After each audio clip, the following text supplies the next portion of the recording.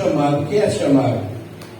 Eu sei que muita gente já sabe, mas é importante que a gente fale. O chamado é o convite. É o convite divino à salvação. E os escolhidos estão entre os chamados. E o que é que levou Jesus a citar esse versículo, essa frase?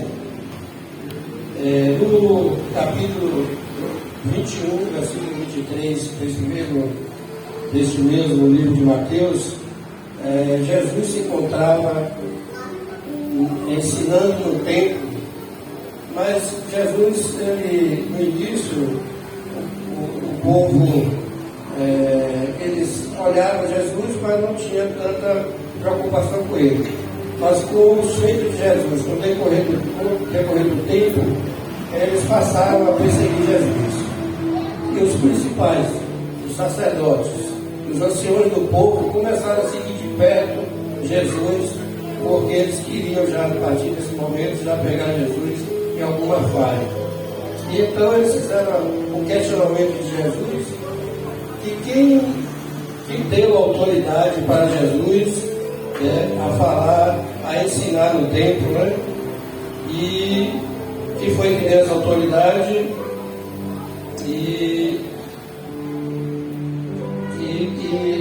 que autoridade ele teria e quem autorizou.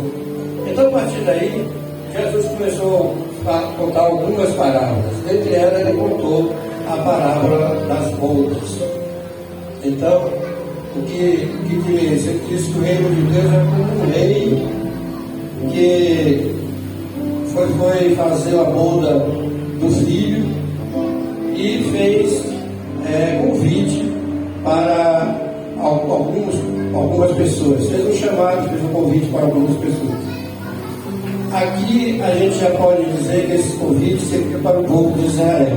Jesus estava falando ali com o povo de Israel. Então, este rei convidou esse povo e o povo de Israel não deu muita importância a esse chamado, a esse convite. Muitos foram trabalhar, foram para as suas fazendas e não vieram à festa de bodas. Então o rei novamente mandou convidar outras pessoas e dizendo os benefícios que teria naquela festa, os alimentos que ele aprontou, os bois gordos, tudo. Então, isso nós queremos dizer também que Jesus estava dizendo que Deus estava nos mostrando os nossos benefícios para esse chamado de salvação. O que é que nós íamos ter, quais benefícios que nós íamos ter quando fôssemos escolhidos. E então, essas pessoas, eles também não aceitaram. E teve alguns deles que resolveram, além de não aceitar, de maltratar, até matar os servos de Deus. E isso quer dizer que são os apóstolos, os profetas que Deus enviou e que eles mataram. Assim como hoje, tem muitos chamados de Deus para os pastores, né, que às vezes estão sendo maltratados, estão sendo machucados, porque eles não estão entendendo qual é a função do nosso pastor, que eu digo aqui somente pelo nosso pastor Wagner. Não estou falando da igreja daqui, faz isso com o pastor Wagner, mas muitas igrejas maltratam os pastores. Então, quando o rei ficou sabendo que mataram o servo deles e machucaram, então o rei se irou. E o rei pegou os seus exércitos e levou, e foi até de encontro a esse povo e eliminou aqueles que mataram seus servos e ainda queimou a cidade. Isto, levando para o povo de Israel na época, foi o que aconteceu com os principais sacerdotes e com a Jerusalém. O que aconteceu com Jerusalém foi queimada, Jerusalém foi destruída e aquele povo foi morto. Então os irmãos podem falar assim, mas o que tem a ver isso conosco? Se isso foi feito lá na época de Jesus, que não tem nada a ver com isso. Aí começa a nos colocar nessa festa. Foi aí que o rei pegou seus servos e mandou chamá-los.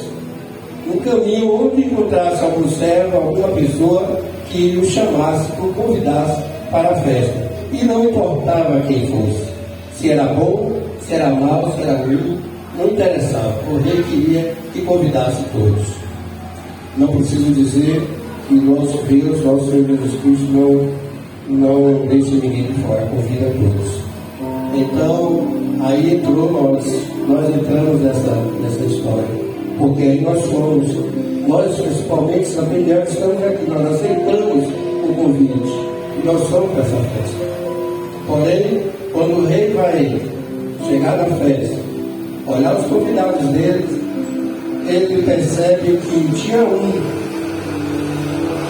que não estava com a roupa de festa de bodas. Naquela época, eles tinham o costume de dar as vestes para os convidados. Nas festas deles de bodas, eles tinham o costume disso. Não por menos, o nosso Deus também nos deu essa veste. Então, o que é que aconteceu com esse penetra, eu diria, essa pessoa que entrou sem a roupa, com a veste, sem a veste de bodas? O rei mandou amarrá-lo os pés e as mãos e jogaram nas terras externas. Tirou dali e mandou para onde ele deveria estar, que eu creio que era o Satanás que estava querendo atrapalhar as festas do rei, e ele mandou para o dos infernos, que é o lugar do Satanás. E então, o que seria então essa festa nupcial? O que é isso para nós hoje? Porque lá a gente sabia que era uma roupa, normal, que eles tinham lá, normal, diferente do que eles tinham. E para nós, o que é a veste nossa nupcial? A nossa veste nupcial é a palavra do Senhor. A nossa veste nupcial é a nossa fidelidade a Deus. A nossa veste nupcial é o nosso amor por Jesus Cristo, pela palavra e a fé que nós temos. Essa é a nossa veste. Eu sei que tem pessoas que não se importam muito com isso. Tem pessoas que não estão muito preocupadas em estar estudando a palavra, em estar vindo na terça-feira estudar a palavra, em estar vindo na quinta orar, em estar vindo dia de domingo para o culto. Tem pessoas que podem dizer como o jovem rico falou, eu conheço todos os mandamentos, eu pratico os mandamentos. E quando Jesus fez a pergunta, estava faltando alguma coisa. Então tem pessoas, tem crentes que dizem, eu faço tudo isso. Eu oro, eu leio a Bíblia, eu estudo a Bíblia em casa. Eu leio em casa, não basta. Você não está fazendo o completo. O completo é você vir para a casa do Senhor. E o que é?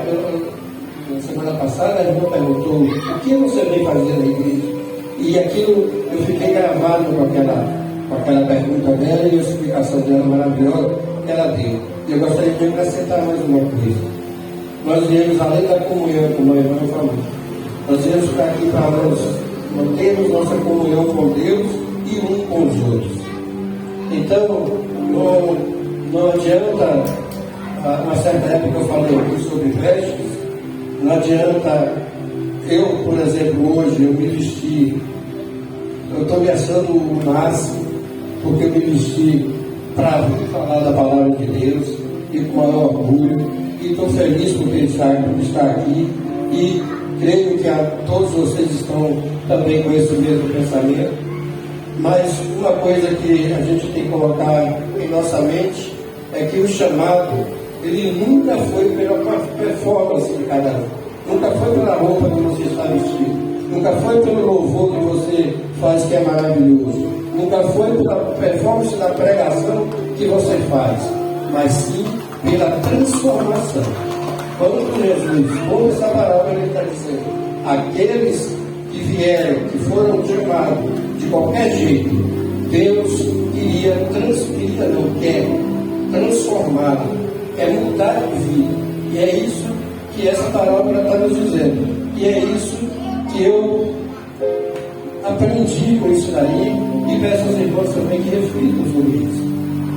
Então, quando alguém fala que em casa ele está resolvendo tudo, ele já está hábito, ele está correndo o risco de perder o chamado, de perder a salvação.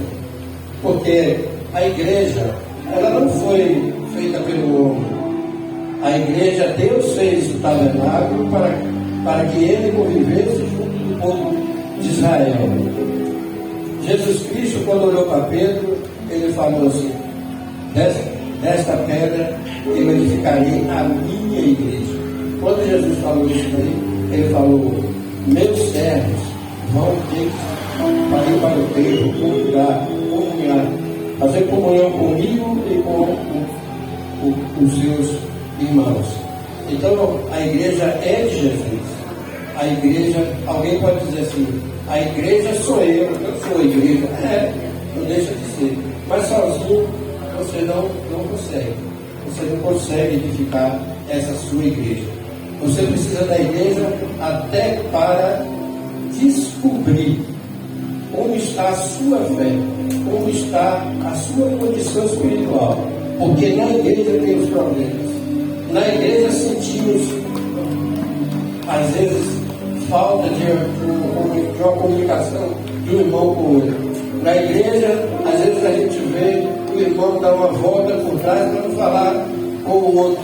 Na igreja a gente vê pessoas não devolvendo a paz do Senhor. Isto é real. Isso eu não estou falando de ninguém, eu estou falando do que eu vejo. Então, Jesus quer que a gente se transforme. O apóstolo Paulo falou que a igreja é o corpo, e que dentre os membros, esse membro que diz que eu sou a igreja, dentre os membros chegam membros que estão com algum problema, que estão com problemas, que estão feridos, que estão machucados. Este é o momento da gente elevar o nosso amor, elevar a nossa fé, para ajudar aquele irmão que está com necessidade. Não ficar questionando e colocando em situações ruins, porque aquele irmão não está em um momento de paz com Jesus Cristo. Todos nós estamos passivos de passar por qualquer tribulação, por qualquer problema, e depois nos arrependemos, mas estamos cumprindo com Deus. E se você fez algo que não é justificável a Deus, mas que você se arrependeu, que você continua comungando na igreja, a igreja vai estar orando por você, está orando por mim e por você. Então, o que dizer de nós todos? Nós todos necessitamos de ser pastoreados.